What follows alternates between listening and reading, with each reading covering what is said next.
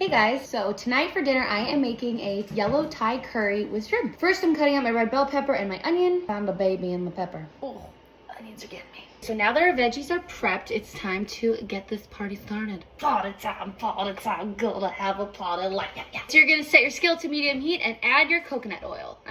Milk. Oh God. Oh my God. Simmer, baby, simmer. Next we need a tablespoon of brown sugar. This is going to be a challenge. Going in or not. And a tablespoon of yellow curry paste. Going in.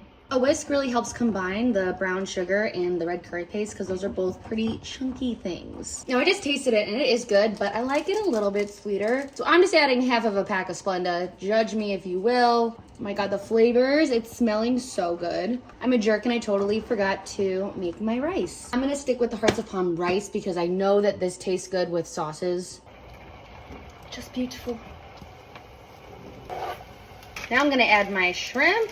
This is only gonna take a couple of minutes. Wow. I forgot it said dashi powder, but they said a substitute for that is a little bit of soy sauce, so I'm just gonna do a little drizzle. Oh, it smells so freaking good. Okay, am I crazy or is this really pretty? Moment of truth. Let's see how this tastes. Scoop of that rice. Why did I use a spoon? Oh yeah, it's perfect. Cheers. Oh, I missed.